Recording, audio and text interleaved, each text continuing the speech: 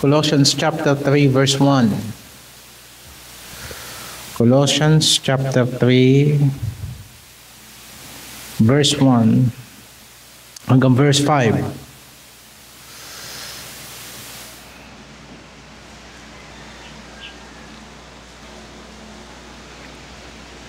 If ye then be risen with Christ, seek those things which are above, where Christ sitteth on the right hand of God. Set your affection on things above, not on things on the earth. For ye are dead, and your life is hid with Christ in God. When Christ, who is our life, shall appear, then shall ye also appear with him in glory. Mortify therefore your members which are upon the earth, fornication, uncleanness, inordinate affection, evil concupiscence, and covetousness, which is idolatry. For which things sake the wrath of God cometh on the children of disobedience. Palain ng Panginoon ang pagkabasa ng kanyang salita. Manalangin tayo sa Panginoon. Salamat po, Ama namin, sa maghapon na ipinagkaloob mo. At we are able to worship you. Simula kayo ng umaga, we are able to teach children sa Sunday school.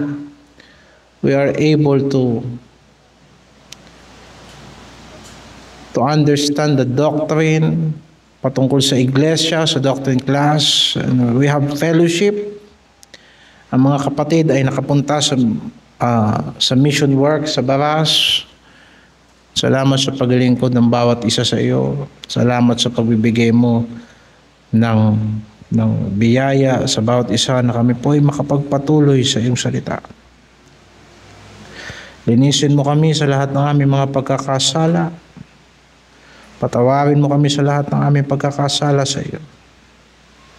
At bigyan mo po kami ng pangunawa sa hapong ito na maintindihan namin ang iyong salita sa tanging pangalan ng aming Panginoong Jesucristo. Ito ang aming samot dalangin. Amen. Amen.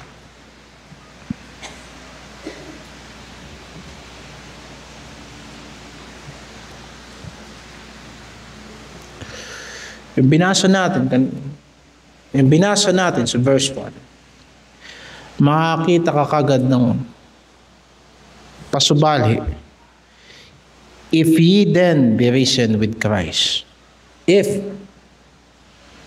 Kung kayo nga ay nabuhay na kasama ni Kristo. Sa makatuwid, we are assuming sa mga talatang ito na ito po ay ibinabanggit sa mga kapatid, sa mga Kristiyano na sila ay buhay kay Kristo.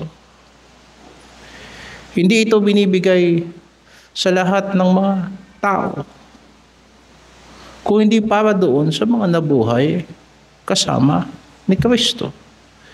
Therefore, sa binasa natin, ito ay merong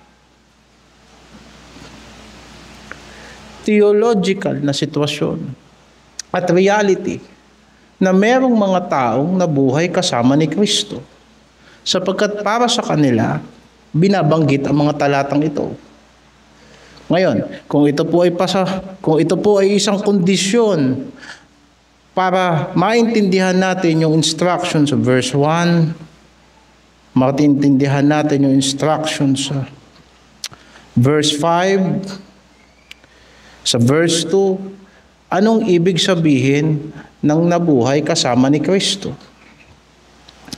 Pupunta tayo sa mga naunang talata. Alam niyo mga kapatid na ang sulat ng apostol, wala namang chapter yan noong unang panahon. Nilagay lang ang mga chapter upang sa ganun, madali nating mahanap. Madali nating makita yung mga salitang binabanggit. umatras tayo sa chapter 2, verse 12. Chapter 2, verse 12. Buried with him in baptism, wherein also ye are risen with him. O, kita nyo yung talata. Ye are also risen with him through faith, through faith of the operation of God, who hath raised him from the dead. Sa kaligtasan, kung bakit itinuturo ng Biblia na hindi ang tao ang nagbibigay ng justification sa kanyang sarili dahil sa ginawa ng ating Panginoong Jesucristo sa krus. Sinabi ng banal na kasulatan na sa kanyang katawan dinala niya ang ating mga kasalanan. Ipinangaral sa atin sa banal na kasulatan na dinala ni Kristo ang ating mga kasalanan. Upang sa ganun, kung dinala niya ang ating mga kasalanan, tayo ay namatay kasama niya. At sinasabi sa Galatians 2:20, I am crucified with Christ. Pag pumunta tayo sa Romans chapter 6, verse 3, know ye not that so many of us were baptized into Jesus Christ, were baptized into His death? Yan pong nakita nating salita dyan, na baptize is not, hindi yan tumutukoy sa water baptism. It is self-explanatory sa talata. We are baptized into what? Into His death. Now, bakit ginamit yung salitang baptism sa English? Because yung Greek word na baptizo, na ibig sabihin to immerse. Diba? The whole point ng kamatayan ni Kristo sa krus is so that yung mga pinag-alaya ni Kristo ng buhay ay supposedly namatay kasama ni Kristo sa krus. And that's the point ng kamatayan ni Kristo.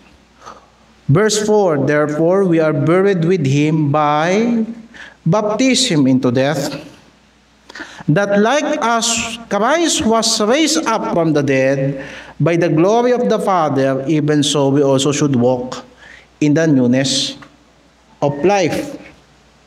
Bakit si Jesucristo ay namatay para sa atin? Upang si Jesucristo rin naman ay mabuhay para sa atin. Kung itinuturo ng Biblia na ang bawat tao upang sila ay mapatawad sa kanilang mga kasalanan ay dapat silang namatay kasama ni Kristo, ang kaligtasan ay ganun din sa makatuwid. Na ang tao ay nagkakaroon ng buhay sa harapan ng Diyos sapagkat si Jesucristo ay nabuhay kasama nila. Huwag tayo magtataka sapagkat yan ay isang espiritual na realidad na nangyayari sa puso ng tao. Na minsan tinatawag natin yan na pagiging born again. Ang pagiging born again is not baptism sa tubig. Neither hindi yan relihiyon. The word is regeneration. Pagkakaroon ng bagong buhay. And the bagong buhay is not about transformation. Kung hindi pagkakaroon ng bagong buhay kay Kristo. Na pag tinignan mo sa chapter 2 ng Ephesians, makikita mo yung kaparehas na talata. Alam mo, ang Biblia, hindi pwedeng i-interpret yan ng tao. And the reason because, yung interpretation ng banal na kasulatan is yung banal na kasulatan mismo. Pumunta ka sa Ephesians 2. And we go on verse 5. Even when we were dead in sin, hath quickened us together. Kita mo siya itang quicken us together with Christ by grace. Ye are saved. And hath raised us up together and made us sit together in heavenly places in Christ Jesus. So yung tinutukoy ng Biblia na if ye then be risen with Christ is a proposition na ang mga talatang ito na binasa natin sa Colossians 3 ay para sa mga taong nagkaroon ng bagong buhay kay Kristo. At sino yun? Verse 13, Colossians 2:13. And you, being dead in your sins, na kayo'y mga patay sa kasalanan, at sa hindi pagtutuli ng inyong laman, hath quickened us together with Him, having forgiven you all trespasses. Hindi pala basta pinapatawad ng Diyos ang tao. Pinako kasama ni Kristo ang dati nating pagkatao. That's why it is forgiven. Nabasa mo sa banal na kasulatan na ang kabayaran ng kasalanan ay kamatayan.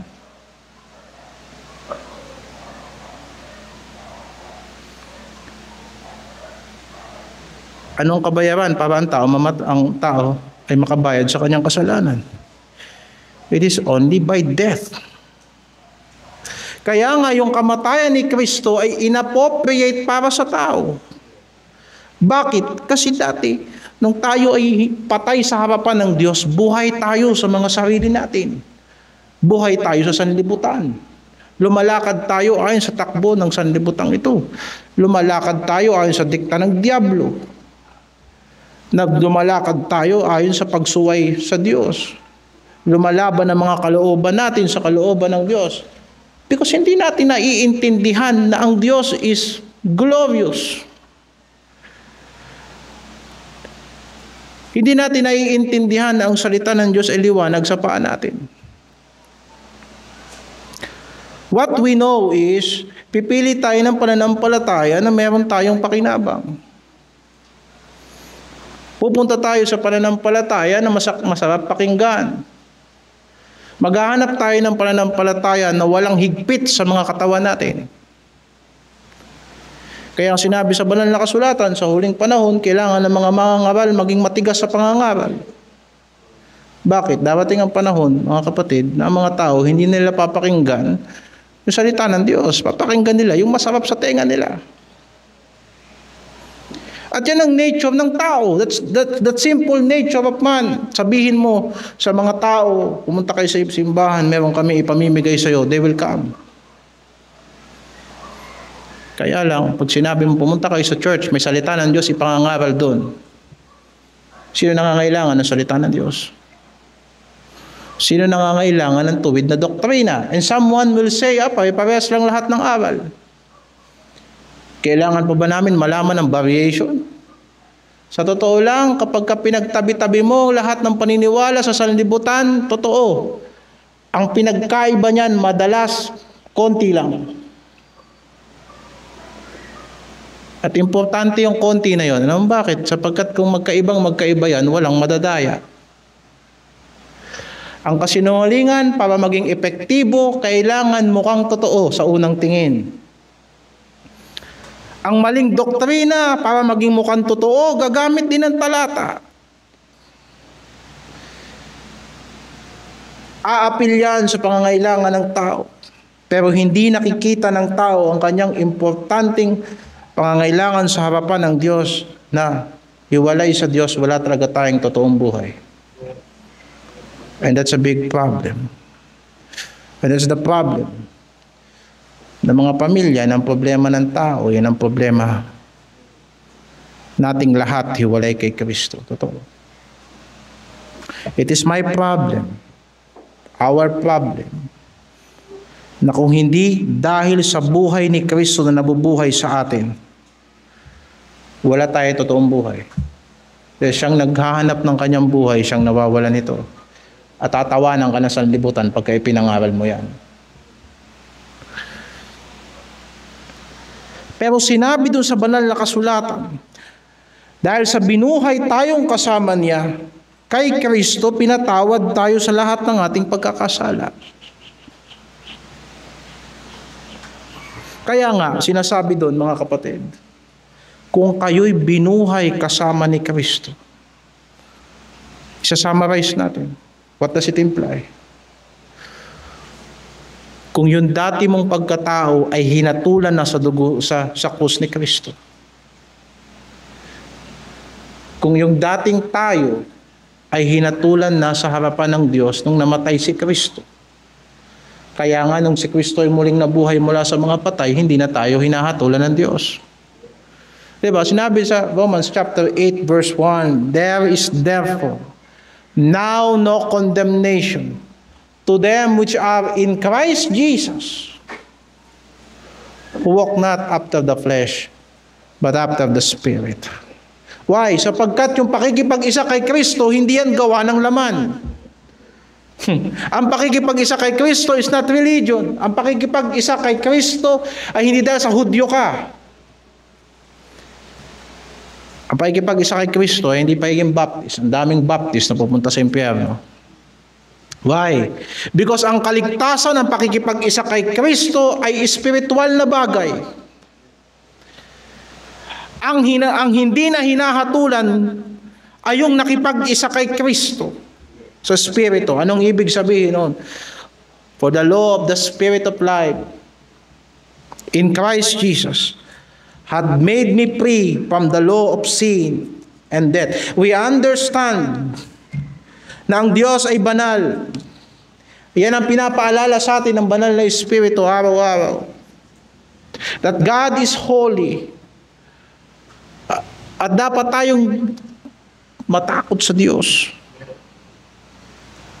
Why? Dahil sa totoo lang yan, ayaw natin tanggapin ng Diyos o gusto natin magpaparusa ang Diyos at laging patas ang Diyos. Whether we believe or not, it doesn't matter sa Panginoon. What we do, we just proclaim the gospel. Sapagkat maliban na ang Espiritu ng buhay na kay Kristo Jesus ang magpapalaya sa atin sa kasalanan, hindi tayo magiging malaya. Gawin mo ang confession all you want. Proclaim it to the world that you are a Christian. Kaya lang, kung ikaw ay alipin ng kasalanan, hindi ka malaya. Kaya sinabi ng banal na kasulatan, pinapangaralan tayo ng katotohanan. Ang katotohanan na nagpapalaya sa tao. Diba? At ang salita ng Diyos ay katotohanan. That's what the gospel is all about. Kasi sinabi, the gospel of truth. Ang ebanghelyo ng katotohanan. Na pag sinampalatayanan ng tao, sinabi ng banal na kasulatan, siya ay tinatataka ng pangako. Ang banal na Espiritu nagmamayari sa tao. You see, look at that. Kaya nga pwede mong malaman ang Kristiyano at hindi Kristiyano sa ginagawa. Why? Because you shall know them by their fruits. Totoo. Kung paano tayo nagre-repent at lumalakad sa pananampalataya, makikita mo ang anak ng Diyos. Ang anak ng Diyos lumalakad sa pananampalataya. You know the verse, Galatians 2:20. That those people na namatay kasama ni Kristo, na ang mga tao na nabuhay kasama ni Kristo, at si Kristo ang nabubuhay sa kanila, anong sinasabi ng Bible? And the life which now I live in the flesh, I live by the faith of the Son of God. And we live in a world that they call themselves Christian, but they do not live by faith. Pag tinignan mo sa Galatians 2:20, ang pananampalataya ay epektibo at bunga na si Kristo nabubuhay sa atin. Because only Christ, si Jesus Christ lang, ang may relasyon sa Diyos na so perfect na kahit isang beses hindi niya pinagdudahan ng Ama. We have so many doubts. Kaya nga sinasampalatayanan natin ng Diyos on the basis ng ginawa ni Kristo sa krus.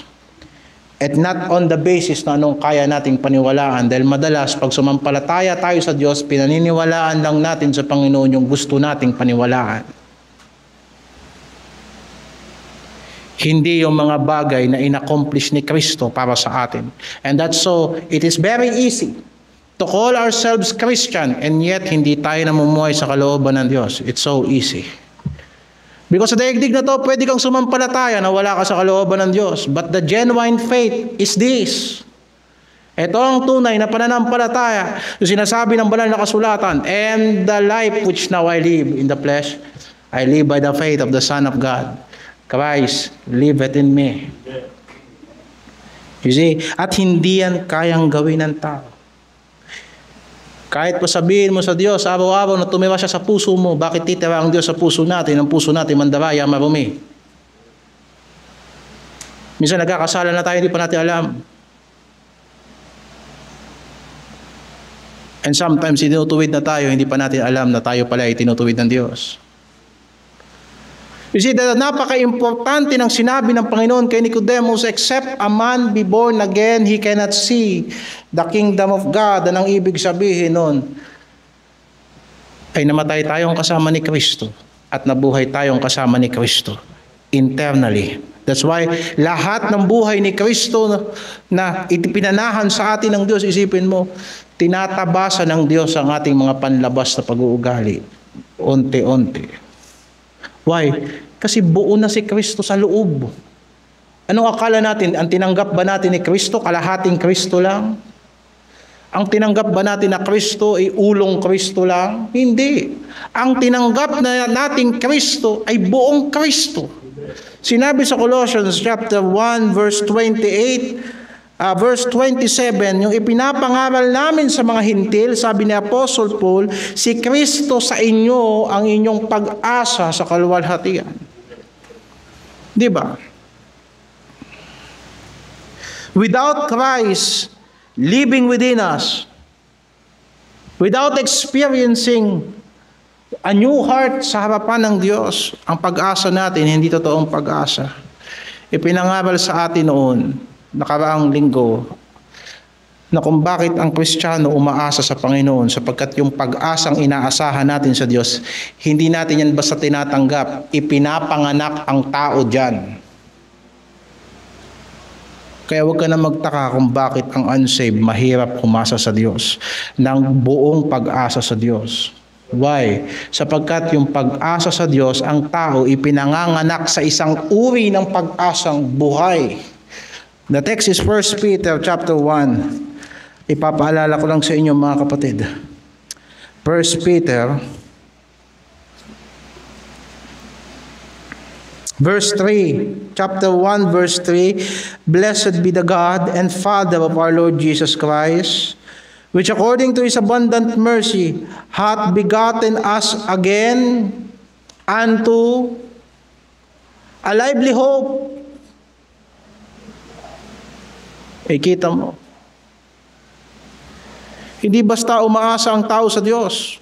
Dapat ang tao ipanganak sa isang buhay na pag-asa. Hindi ba? Tignan mo yung pusa. Pagka ang pusa ng anak, kanino aasa ang kuting? Natural, doon sa nanay niyang pusa. At hindi na kailangang ituro yun. Natural yun sapagkat ipinanganak siya ng pusa. Nung sanggol ba tayo, tinuruan tayo na magtiwala doon sa nanay na nagpadede sa atin. Natural na nangyayari yun sapagkat ipinanganak tayo ng ina natin. Now tell me, bakit may Kristiyano na kailangan turuan mong magtiwala sa Diyos? Kung ipinanganak ka ng Diyos, ipinanganak ka sa isang buhay na pag-asa. Unsaved lang ang tinuturo ang magtiwala sa Diyos. Tandaan mo, we are saved by hope. You see? And why? Bakit ko binanggit ang mga bagay niya? Sapagkat si Kristo ay nasa atin, ang pag-asa natin sa kaluwalhatian. And I don't think paano mag-fit in yun sa biyaya ng Diyos na hindi natin pagtitiwalaan ang salita ni Kristo kahit napakalinaw na sa Scripture, samantalang sasabihin mo na si Kristo ang nagligtas sa iyo at naligtas ka sa kanyang salita. And yet, you are doubting His word.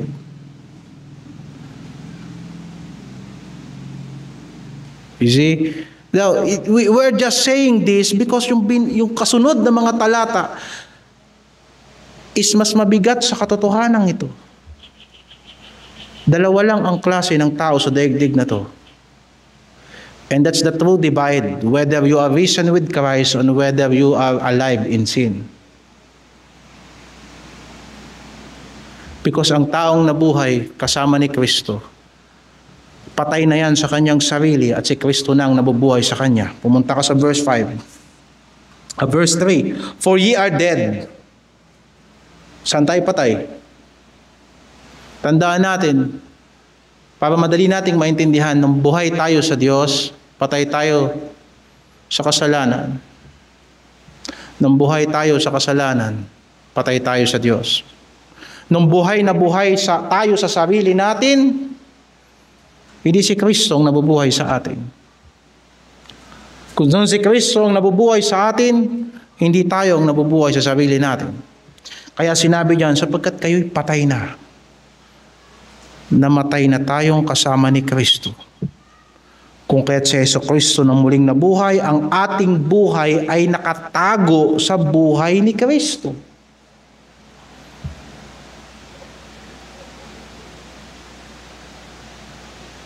Ulitin natin.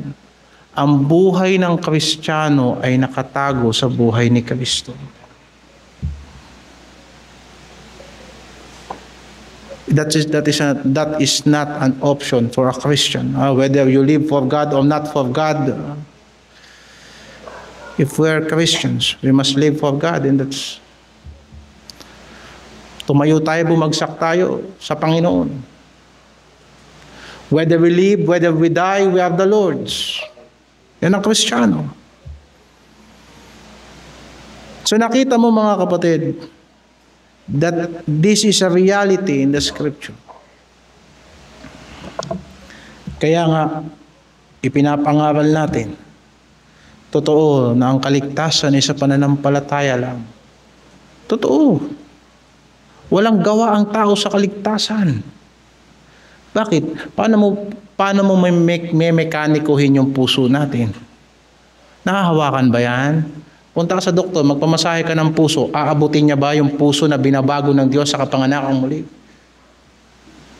Hindi. Mababago ba ng tao na talikuran niya yung dati niyang paniniwala sapagkat naintindihan niya ang salita ng Diyos?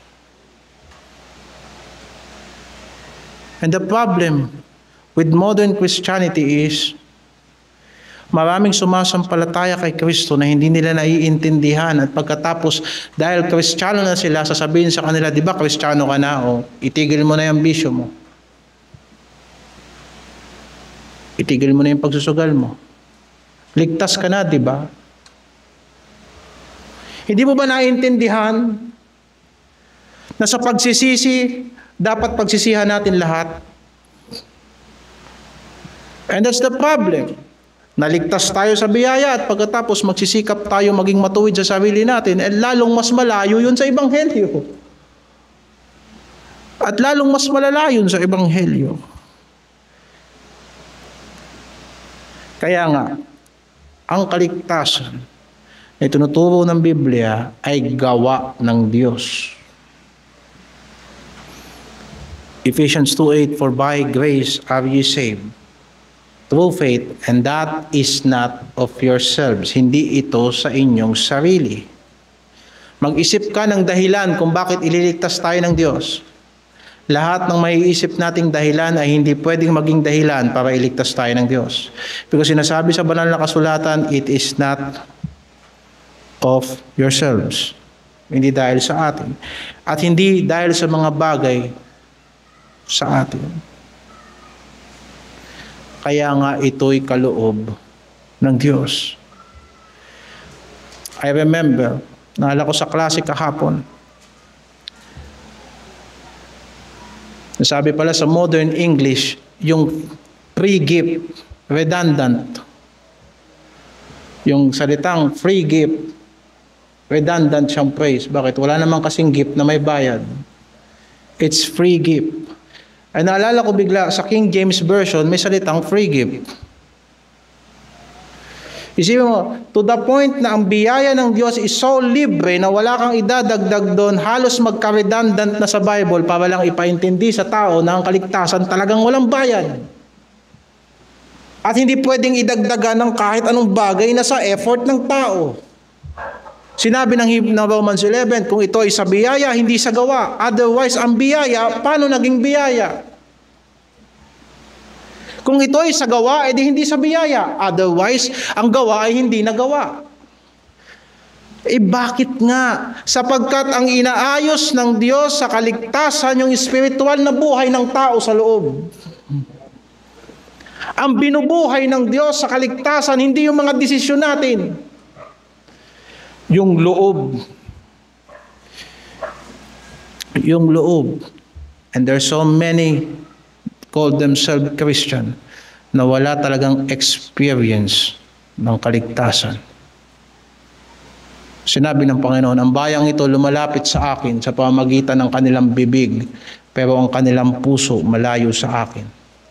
Kung sa iyong kaligtasan nangyari yan sa tao, sa buong pagiging Kristiyano mo, and you call them yourself Christian, sa buong pagka-Kristiyano mo, yan ang magiging struggle mo.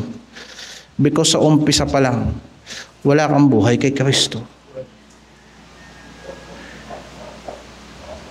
Madali lang maging emotional. No, pag nanood ka nga ng palabas, nakakaiyak, talagang iiyak ka eh. Diba? Napakadali lang na anong tawag niya sa word na hinahanap ko? Ma-manipulate ang emotion ng tao.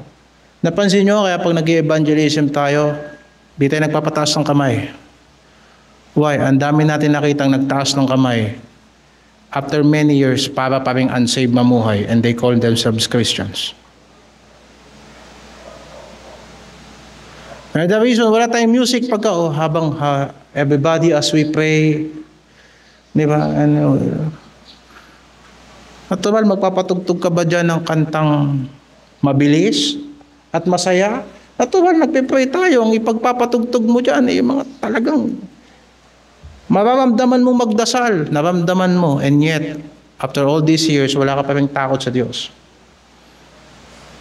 You see, mga kapatid, kaya napaka-importante ng salitang ito. Ang tao ay dapat nabuhay kasama ni Kristo. Diba? Now, that's the theological basis ng preaching sa hapong ito. Tungkol sa pagiging born again. What are the instructions? Ngayon, nabuhay ka ng kasama ni Kristo. So dapat ang makita sa atin? 3 things. Una, hanapin mo ang mga bagay na nasa langit. Seek those things which are above. Seek those things which are above, where Christ seated on the right hand of God. Binigyan ng Panginoon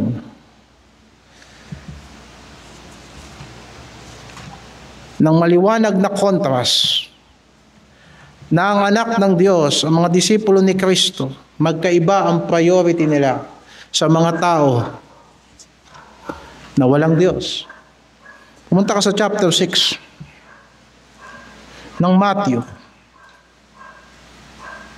verse 31. Therefore, take no thought, saying, what shall we eat? Or what shall we drink? Or wherewithal shall we be clothed? For after all these things do the Gentiles seek. For your heavenly Father knoweth that ye have need of these things. But seek ye first the kingdom of God and His righteousness, and all these things shall be added unto you. Makakita ka dyan ng 2 klaseng tao. Yung una, yung mga Gentiles, yung common na tao. Yung taong walang Diyos. Why do they live? Bakit sila nagtatrabaho? Bakit sila nabubuhay? For what? To eat and drink. At madamitan. Ngayon, sinasabi ba ng Biblia na hindi natin kailangan ng mga bagay na yan? Nakasulat din sa sumunod na talata. Kailangan natin ng mga bagay na yan. At alam ng Ama natin sa langit na kailangan natin ng mga bagay na yan. But the problem with people, na ang buhay nila ay hindi kay Kristo, anong hinahanap nila? Hanggang dun lang. basta makakain, basta makainom, basta makadamit, etc. Kahit wala na sa katwiran ng Diyos at wala na sa paghahari ng Diyos, hindi na importante ang kaharian ng Diyos. And that's a big contrast there. Pero sinasabihan ng Panginoon ang mga alagad niya, seek ye the kingdom of God. Seek ye God's righteousness. Lagi natin hahanapin na ang Diyos naghahari sa buhay natin. It's not about bigyan mo ng time ang church, no. Because marami nagbibigay ng oras sa church para lang pagtakpan ng kanilang mga konsyенsyang. No. Because ang kaharian ng Diyos, sabi ng Panginoong Jesucristo, nasa puso natin. So what we should be looking as Christian is this, na ang si Kristo nakaupo sa trono sa langit, and from there may otoridad siya sa buhay natin. Hindi tayo basta mga tao na tayo ang sarili nating Panginoon. May Panginoon na naghahari sa buhay natin. At kung naiintindihan mo yung salitang paghahari, si Jesus Christ ay dapat may control sa buhay natin. Alam niya sa mga naglalaro ng strategy games. Alam mo, nilalaro namin yan yung mga city building na laro. Kapag naglalaro ka, tatayo ka ng kaharian, yung mga worker ilalagay mo sa mga farm. Diba? Then gagawa ka ng army, pasusugurin mo yung army, bubuo ka ng strategy. Isipin mo, what if yung isang peasant mo doon, yung isang sundalo mo doon, hindi susunod sa'yo, at ikaw ay naglalaro. Para madali nating maunawaan kung si Jesucristo ay nakaupo sa trono ng Diyos sa langit. Nililid niya tayo sa lahat ng gagawin natin sa lupang ito. Yan ang reason kung bakit we are disciples of Christ. Pag tinignan mo sa Matthew chapter 28 verse 18 to 20, makikita natin, go make disciples. On what grounds? Bakit kailangan maging alagad ni Kristo ang lahat ng mga bansa, lahat ng mga tao must be followers of Christ?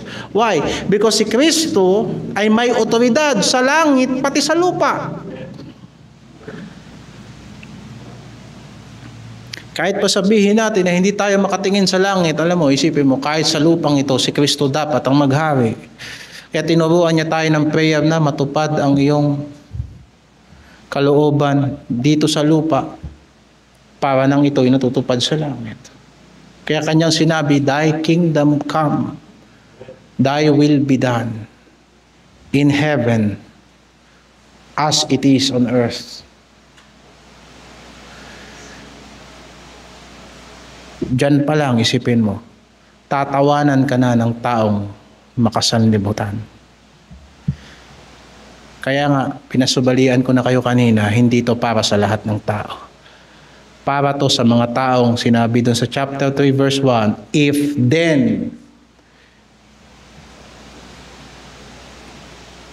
ye are risen with Christ.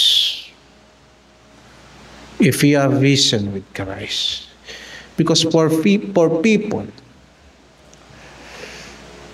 na araw-araw nangangailangan tayo, sino bang hindi nangangailangan? Walang taong hindi nangangailangan sa daigdig na to. Walang taong hindi nahihirapan. Lahat tayo rito may gusto. Lahat tayo rito may plano. Whether practical or hindi practical yung mga plano natin, that's your problem. Pero ang pinagkapare-parehas natin dito kung mga anak tayo ng Diyos, ang Diyos naghahari sa atin. God is building something. And if you will not look into heaven, at titingin ka sa paghahari ni Kristo sa buhay natin, what kind of people are we? Are we Christians then? Yung tagapagligtas natin, namatay para sa atin at muling nabuhay. So what? Sabi ng banal na kasulatan, God hath highly exalted Him and given Him a name which is above every name, that at the name of Jesus every knee shall bow Every tongue shall confess that Jesus Christ is Lord, for the glory of God the Father. Kaya nga sinabi ng banal na kasulatan, kumain ka man o uminom ka, whatsoever you do all for the glory of God. Gawin natin sa pangalan ni Kristo. Diba? Totoo itong pinapangaral natin na to. It is foolishness para sa taong hindi nakakaunawa. Pero ano pang idadagdag natin dito? Ang simple lang sabi ni Apostol Pablo, kung kayo'y nabuhay kasama ni Kristo, edi hanapin niyo ang mga bagay na makalangit. Hindi mo hahanapin yung mga bagay na hindi mo gusto. Diba? Mayroon bang naghahanap ng hindi niya alam ang hinahanap niya? Mayroon bang naghahanap na hindi siya aware ng hinahanap niya?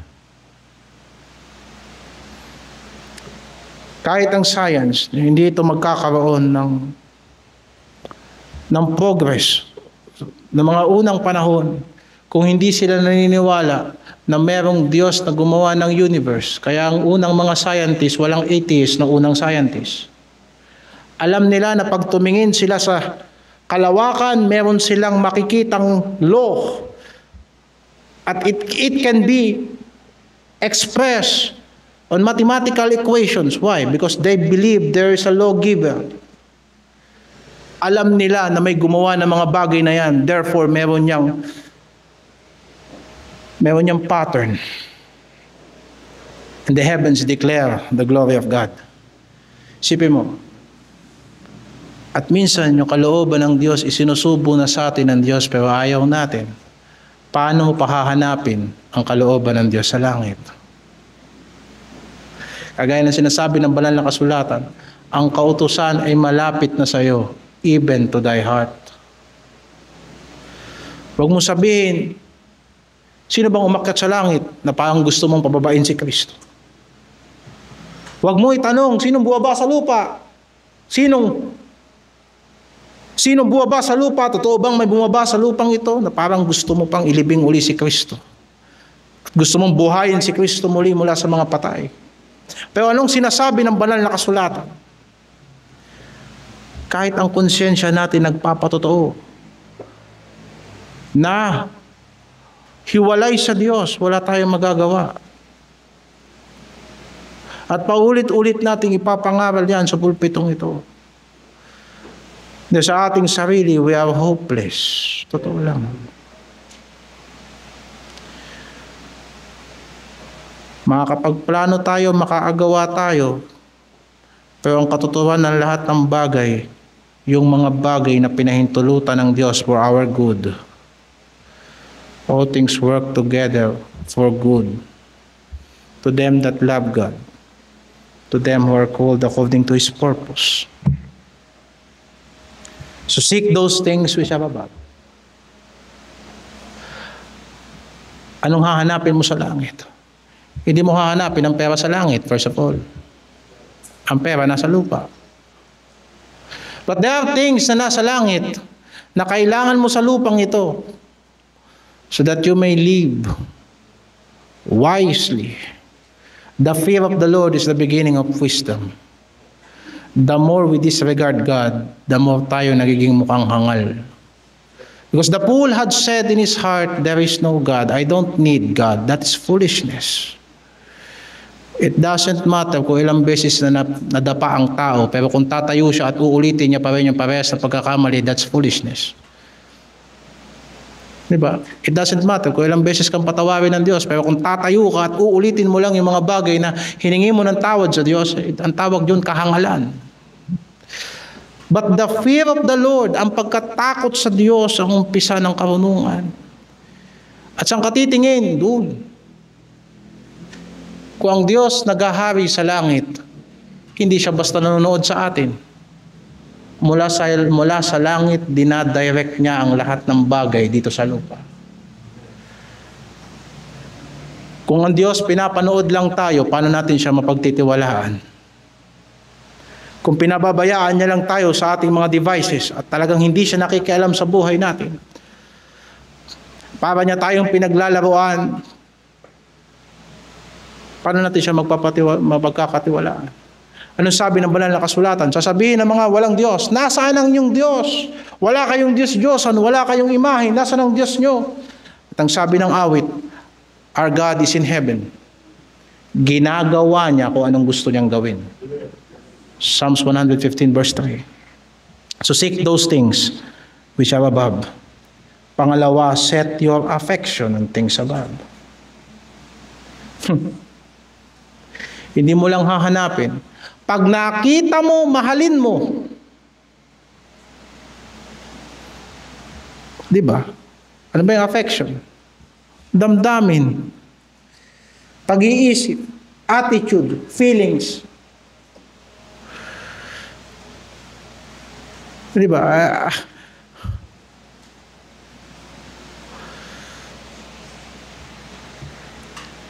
Nung hinanap natin ang katwiran ng Diyos, hindi naman tayo binigo ng Diyos, pinangatwiranan tayo ng Diyos. Sabi ng Bible, blessed are they that hunger and thirst after righteousness, for they shall be filled. But the problem is this, nang nalaman mo ba ang katwiran ng Diyos, ginusto mo ba?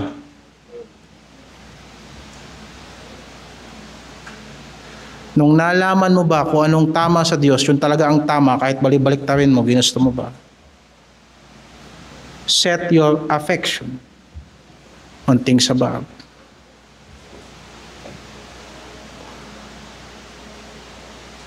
Kung yung una is about mental faculty ng tao, think, mag-isip ka, tignan mo, hanapin mo. Ng pangalawa, it's an emotional faculty ng tao. Ang kaharian ng Diyos, kagaya ng isang tao na nakakita ng isang perlas na mahalaga sa isang lupain. Nung nakita niya, sa sobrang mahal ng perlas na yun at walang kasing halaga, ibinenta niya ang lahat ng kaharian niya. Sobrang saya niya. Binili niya yung lupang yun para mapasakan niya. We're looking for life. Nakita natin si Kristo. Kaya lang, sometimes, hindi natin gagawin ang lahat para kay Kristo. Pero itong gusto natin, gawin ni Kristo ang lahat para sa atin. And I don't think that is a fair kind of love. Ang taong pinatawad sa kanyang kasalanan niya magmamahal sa Panginoon, sabi ng banal na kasulatan. We love Him because He first loved us. And the reason why we persevere, and the reason bakit tayo nagtitiis, bakit ginugusto natin ang kalooban ng Diyos kahit mahirap, because I know, ang buhay ko bago ko makilala si Kristo, masahol pa sa masahol na kasamahan.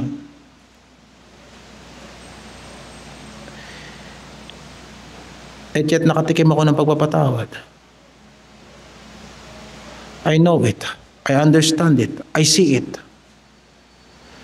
And every moment I walk in this world na ayon sa salita ng Diyos, God is in control.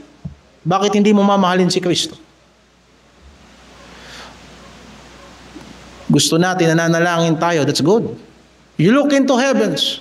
Hanggat kaya mong tignan mo, pero pag nakita mo, mahalin mo. And you shall love the Lord your God with all your heart, with all your souls, with all your mind.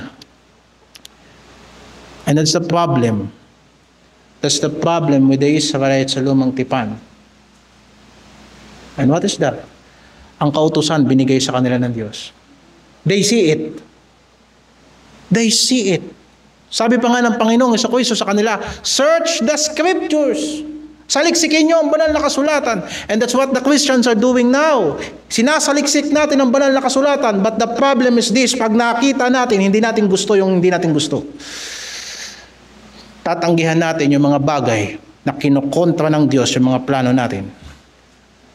And what's the point of that? What kind of worship is that? Again, hindi ito para sa lahat ng tao. Para to sa mga taong nakaranas talaga ng bagong buhay kay Kristo. If ye be then be risen with Christ, set your affection on things above. Why? Because you are dead and your life is hid with Christ in God. Pero alam mo, ang pangako ng Panginoon, verse 4, when Christ, who is our life, shall appear, then shall you also appear with Him in glory. Pag nagpakita si Kristo, mahahayag din tayong kasama ni Kristo. Now, last. The third instruction, verse 5. Mortify. That's a strong word na hindi masyadong ginagamit ngayon. Patayin. Kill. Patayin ninyo ang inyong mga bahagi na nasa lupa. At anong pinapapatay sa atin ng Panginoon? Pangangalunya.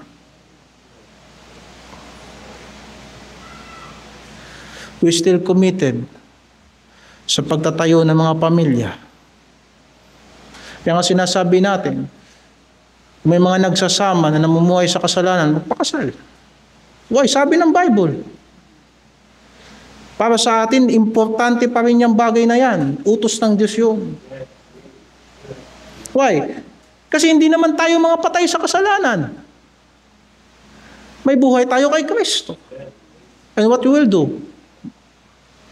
Mortify fornication. I mean, gustong-gusto mong gawin, pero pinipigilan mo yung sarili mo, anong pakiramdam? Parang mong pinapatay ang pagnanasa mo o sasabihin ng sanlibutan, uy, minsan ka lang mabubuhay eh. You see? And what's the point na minsan ka lang mabubuhay at namumuhay ka sa ilalim ng puot ng Diyos? What's the point? Uncleanness. It has something to do with moral things. Inordinate affection. I have nothing to do. I have nothing against.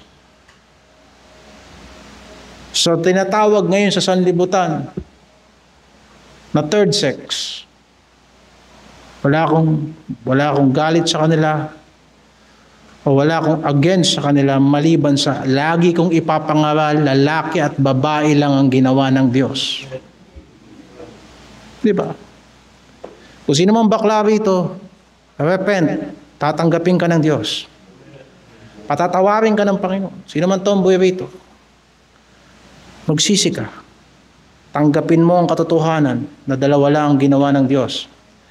Pero yung inordinate affection, mga pag-ibig na hindi tama, pakiramdam na hindi tama, pinapatay yun, nakasulat, di ba? Pinapatay yung ganong klaseng mga pagnanasa.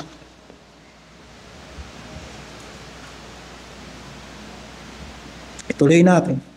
Evil concupiscence. Paano tinranslate yan sa Tagalog? Evil concupiscence. This is the King James Version.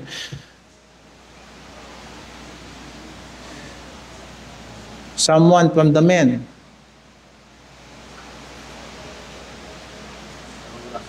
Masasamang nasa.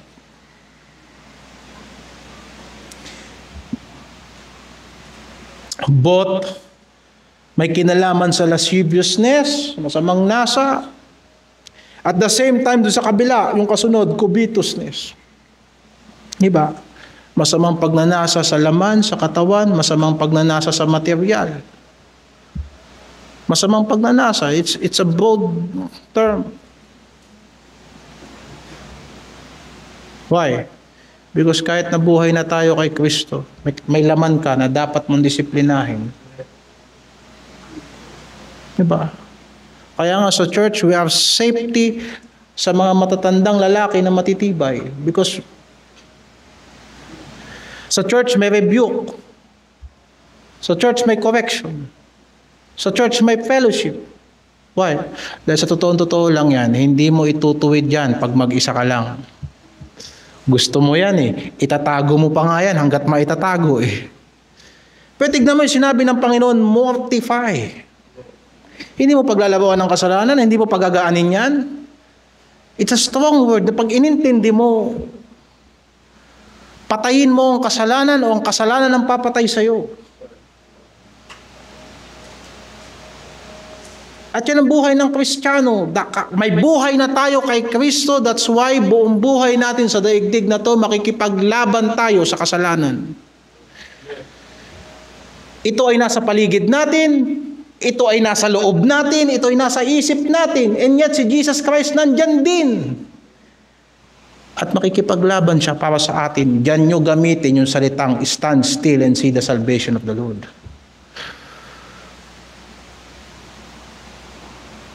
Diyan niyang ginagamit. Sapagkat yung Ehipto, na kung saan niligtas na tayo ng Diyos, hinahabol tayo niyan. And we have to put our trust in Jesus na yung mga bagay na pinagsisihan na natin, hindi na natin uulitin. Kung hindi we move forward, hakbang tayo pasulong. Yan ay kung may pinagsisihan ka nung naligtas ka o dito ka lang naligtas. And that's the problem sa kaligtasang walang repentance.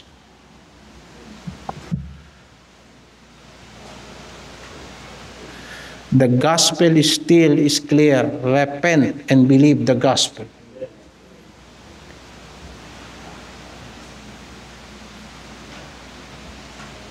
Alam natin ang pagsisisi ay galing sa Diyos. Isipin mo, whenever we are confronted of our sins, imbis na mag-retaliate tayo, nagpapakumbaba tayo, tinatanggap natin ang pagkakamali natin at umaayon tayo sa kung anong tama, gawa ng Diyos yan sa buhay natin, hindi ang gawa ng tao. Dahil ang tao, mas ililigtas niya ang kahihiyan niya. Keso mali-mali na siya, basta hindi siya mapapahiya. Hanggat makukubera niyan, basta hindi madidisgrasya ang pangalan niya. Pero paano ka naman? Kung may mga bagay na dapat itama sa atin, di ba dapat may mga practice tayo na pinapatay natin? We should not be gentle sa disobedience natin sa Diyos. Ang pagsuway, kahit gaano ka pa makikinabang sa pagsuway mo, ang pagsuway ay pagsuway. Di ba? Dahil walang pagsuway na hindi pinangungunahan ng masamang pagnanasa. Dahil sa pinakaugat ng pagsuway, yung kalooban natin kumontra sa kalooban ng Diyos, kaya natin sinuway ang Diyos. Kaya nga ang covetousness, ang lasciviousness, lahat ng nakasulat dyan is idolatry. Maliwanag pati sa banal na kasulatan. Kita mo, pinagmamalaki natin, wala tayong rebulto. Pero meron tayong rebulto, nasaan? Diyan sa puso mo. Sinusuway mo ang Diyos. That's idolatry. Kaya nabasa mo ba sa Ezekiel ang kapanganakang muli? Anong tatanggalin ng Diyos? Ang mga Diyos-Diyosa natin sa puso. Itong mga bagay na to. Na habang nandito tayo sa daigdig na to, ang Ehipto, ang kasalanan, ang sanlibutan, bubuin yan dahan-dahan, pero wag mong hahayaan parang anay. Hihintayin mo ang anay maipon? O maliit pa lang, titirahin mo na. Kung hindi mo uubusin ang anay ang uubos sa'yo. Sa bahay mo. Di ba? It's the same with sin. If we will be gentle with it, papatayin tayo niyan at uubusin niya ng oras natin, ang mga resources natin, ang pagkakataon na sana nagtatayo tayo ng mga pangmatagalang bagay, mga pangmatagalang relasyon, mga paglilingkod na hindi mawawasak ng sanlibutang ito sapagkat walang bagay na itinayo kay Kristo ang mapagtatagumpayan ng sanlibutan. Lahat ng itinayo ng Diyos, walang makakawasak niyan. And yet, here we are starting, lagi na lang tayo nagsisimula pa ulit-ulit. There's a problem with that. Now, may isang version sa banal na kasulatan, go Romans chapter 8, paano natin pinapatay ang mga gawa ng laman. Again, hindi dahil sa gawa natin yan. Verse 13, for if ye live after the flesh, ye shall die. But if ye through the Spirit do mortify the deeds of the body, what? We shall live.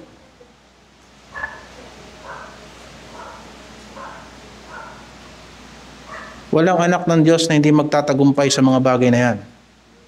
Because kung hindi natin mamumuhay tayo sa laman at hindi tayo mananagumpay sa laman natin, tama yan, mamamatay ka. Tanging mga anak ng Diyos ang makakapatay sa gawa ng laman. Why?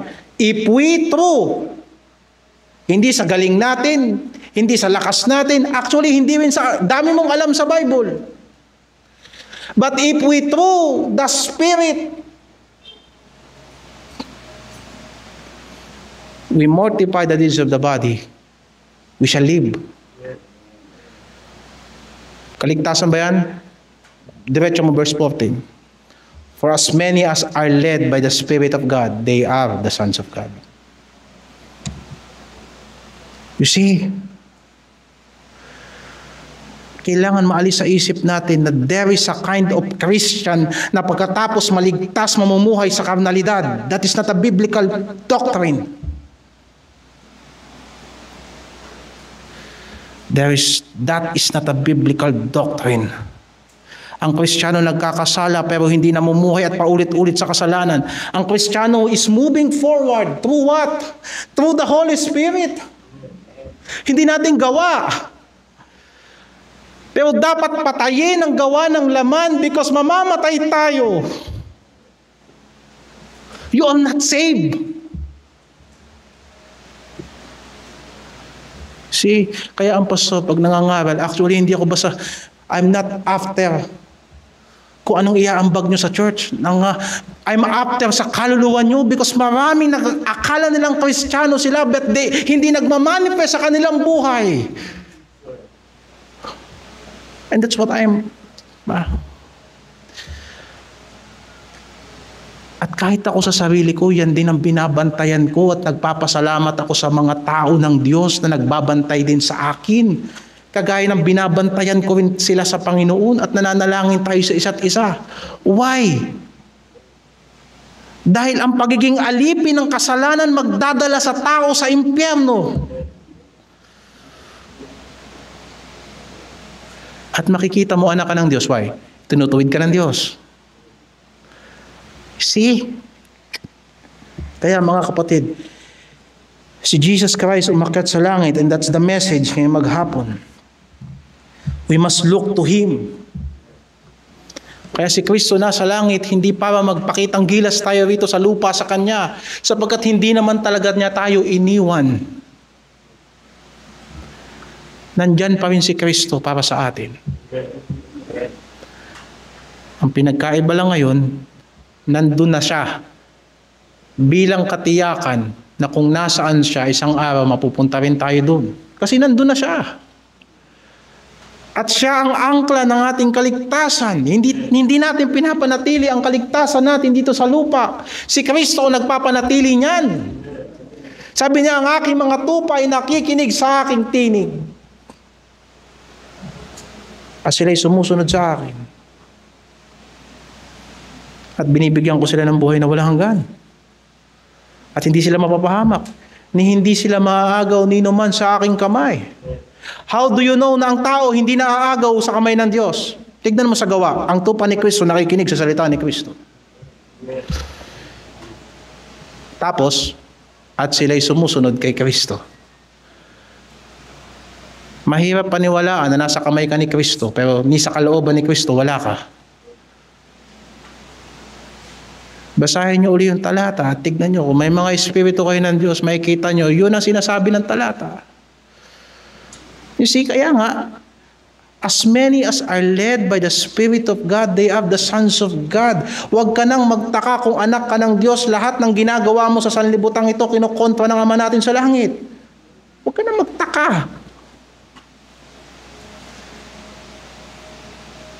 You're looking for religion na lahat ng magagawa mo, lahat ng gusto mo magagawa mo. It's not a place for you. It's not a place for us. Malaya tayo bilang tao. Pero ang mga anak ng Diyos is under the discipline ng Diyos sa langit. That's why we have the scriptures. Ang authority natin ang salita ng Diyos. And you can read the Bible for yourself. Tignan ninyo. Search the scriptures. And so, mga kapatid, tandaan natin na dahil sa pagsamba sa Diyos-Diyosan, ang galit ng Diyos ay nahahayag sa lahat ng taong masuwayin. Colossians 3:6. Pag may pagsuway, tandaan natin, it is always related sa idolatry.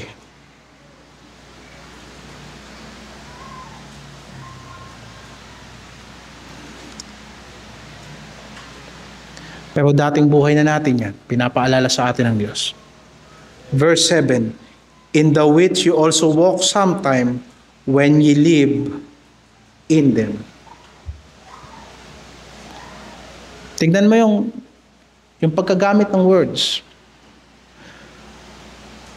Lumalakad tayo. Yun ang nilakaran natin dati. No? Nabubuhay tayo doon. Di ba? So kung hindi na yan ang buhay natin ngayon, huwag natin lakarin yan ngayon. Di ba?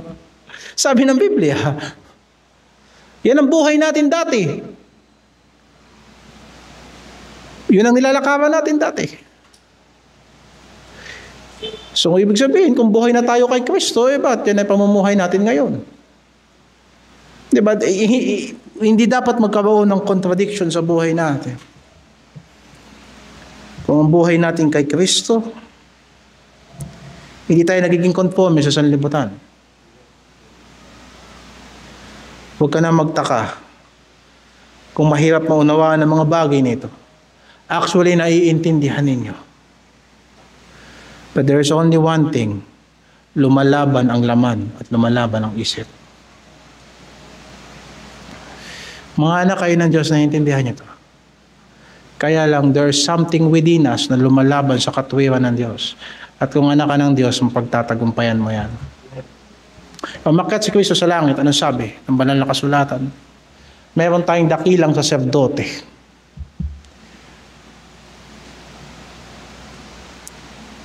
Na pwedeng makaramdam ng ating mga kahinaan.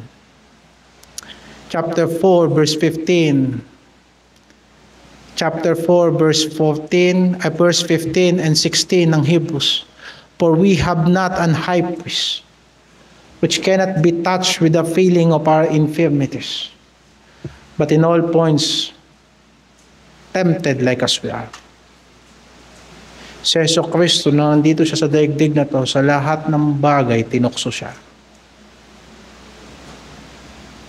Sa lahat ng bagay, sa lahat ng punto ng pamumuhay, si Kristo tinukso. Pero hindi kagaya ko.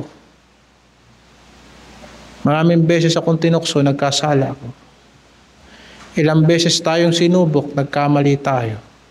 Pero si Jesus Christ ang tinukso ayon sa banal na kasulatan, hindi nagkasala.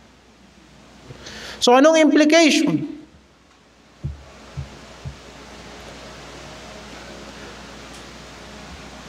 Let us come boldly. Tama ba ang kasunod mo? Lumapit tayo na may katapangan sa trono ng biyaya upang tayo ay makatagpo ng awa. You see, if that is the conclusion sa gabing ito, ano sinasabi ng Colossians 3:1? Anong hahanapin mo sa langit? Si Jesus Christ ang lagi mong tignan. Looking unto Jesus, the author and the finisher of our faith. At kung nakilala mo si Kristo, mahalin natin si Kristo. O kahit anong sobrang pagiging makasalanan natin, totoo. Minsan pati sarili natin, hindi na natin mahal. Akala natin mahal natin ang sarili natin. Sapagkat lahat ng gusto natin, ginagawa natin. Akala mo lang yun. Dahil sa totoo, lahat ng gusto natin, sumisira sa atin. Tignan mo. Kung susundin natin lahat ng gusto natin, we will die early. Hindi talaga natin alam kung paano mahalin ang sarili natin. We are programmed to die. But na nakilala natin si Jesus Christ, na intindihan natin kung anong ibig sabihin ng pagmamahal. Ayaw ng Diyos mamatay tayo. Gusto ng Diyos na maging useful tayo. Gusto ng Diyos na kahit gaano man ang kaigsi ang buhay natin sa daigdig na ito, may kwenta, may halaga. may eternal na bearing. And that's love. Yun ang pag-ibig. Yung ganda ng Diyos, yung kaluwalhatian ng Diyos, hindi niya inangkin sa kanyang sarili. Ibinibigay niya sa atin upang tayo magkaroon ng buhay na kagaya ng buhay niya. Yan ang pag-ibig. Hindi pag-ibig ang pagkuha ng buhay ng iba para kunin mo. Ang pag-ibig ay pagbibigay ng buhay mo sa iba.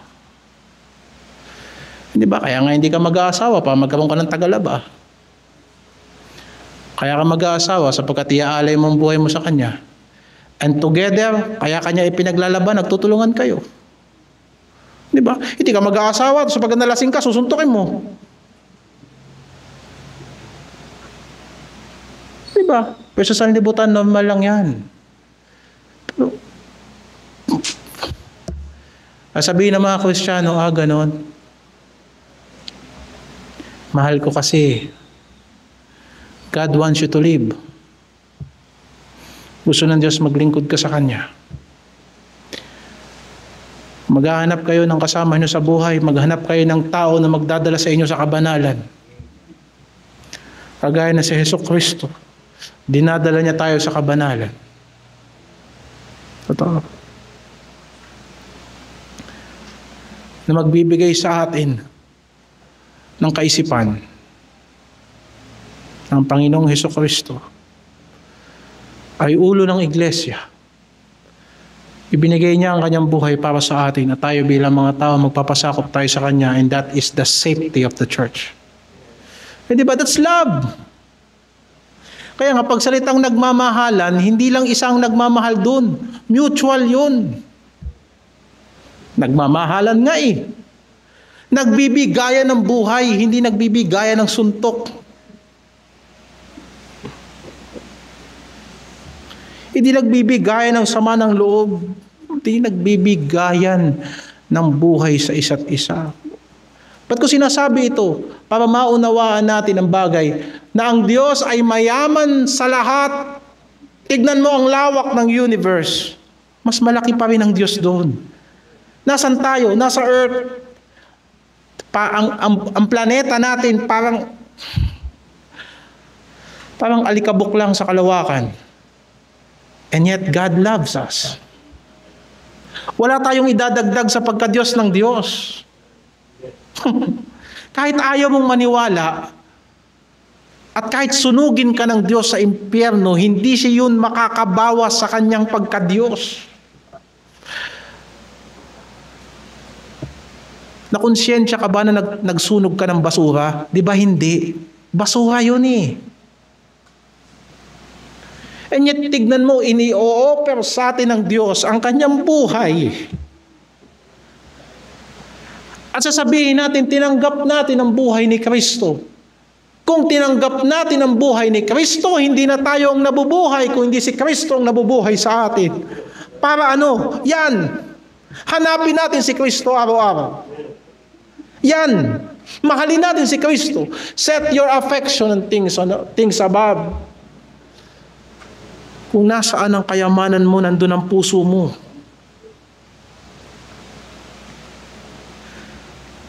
Pero kung si Kristo ang kayamanan mo, lahat ng gagawin mo, iaalay mo sa Kanya. Diba? Magtatrabaho ko para sa Kanya, para mabigyan mo siya ng kaluwalhatian sa buhay mo.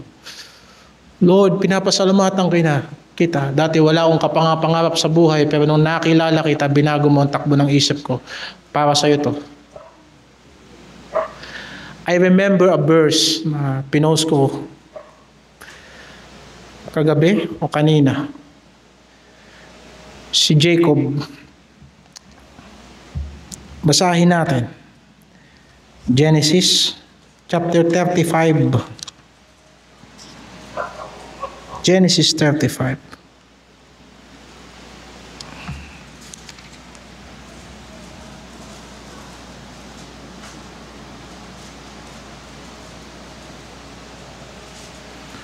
Verse 1.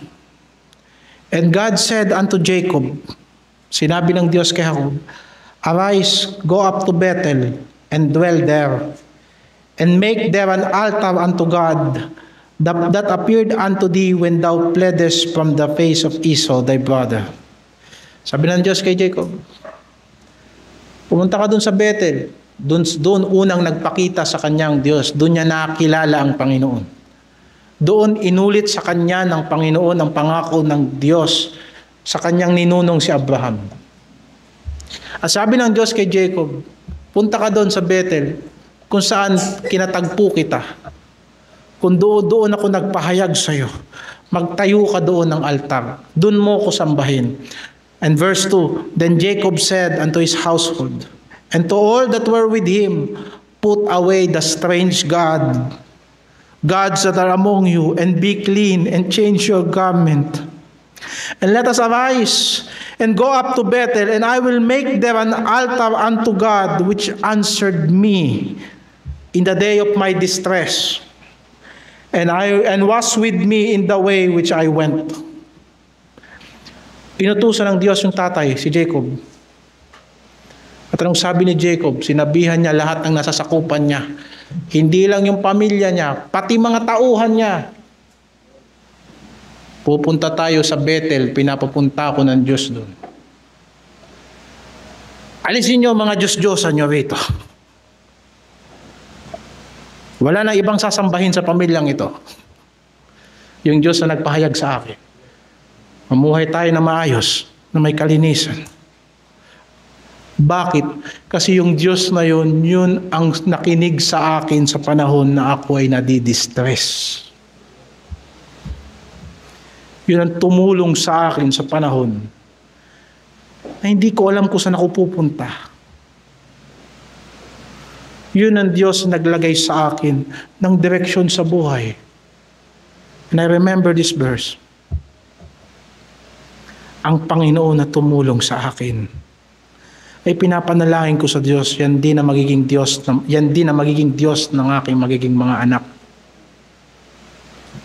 Why? Kasi tinulungan ako ng Diyos na yan. Na ipinapangaral sa atin nang tinawag mo ang Panginoong Hesukristo, nakaranas ka ng kaligtasan. Narinig kita, sabi ng Panginoon, sa araw ng pagliligtas, sinaklolohan kita. Narito, ngayon ang araw ng kaligtasan. Huwag kang magkaroon ng ibang Diyos maliban sa Diyos na nagligtas sa iyo. Hikayatin mo lahat ng tao na madidikit sa iyo na wala silang sasambahin maliban sa Diyos na tumulong sa iyo. At nagligtas sa atin. Oh, if we then be risen with Christ, seek those things. Seek Jesus Christ. Mabuti ang Diyos. Minsan lang talaga mas marunong tayo kaysa sa Diyos, kaya hindi natin makikita yung kabutihan ng Diyos. But if we believe that God is good, bakit hindi natin siya pagtiwalaan? So mga kapatid,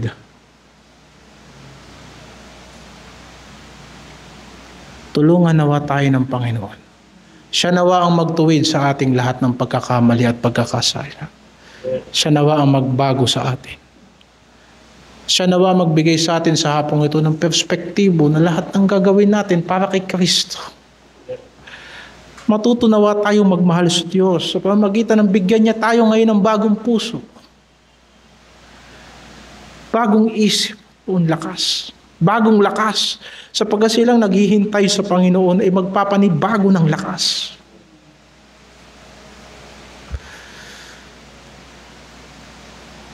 Ang iglesia ay hindi nakadepende sa mga kabataan. Sapagkat ang mga kabataan, kahit anong galing nila, ang kabataan manghihina, sinabi ng banal na kasulatan, the youth shall faint and be weary. Pero ang matatanda ng iglesia, ang mga nakaranas na ng kabutihan ng Diyos, alam na natin to, na ang Diyos hindi napapagod. Tayo napapagod, ako napapagod, kayo napapagod. Pero ang Diyos natin hindi napapagod. He giveth power to the faint. And to them that have no might, He increaseth strength. Even the youth shall faint and be weary, and the young men shall utterly fall. Maraming hindi lang bumagsak, yung iba nawasak pa, utterly fall.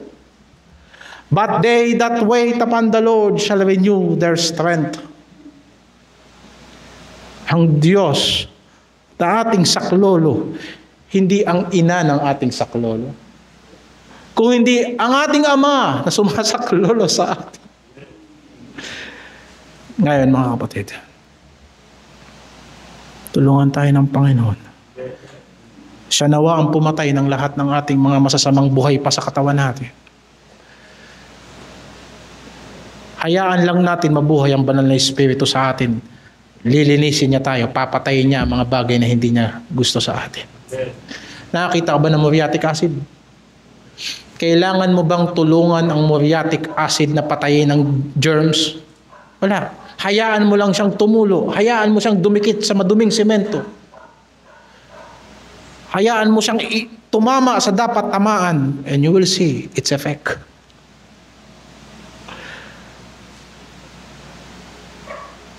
Tutulungan mo ba ang banal na Espiritu para mabuhay tayo ng mabuti?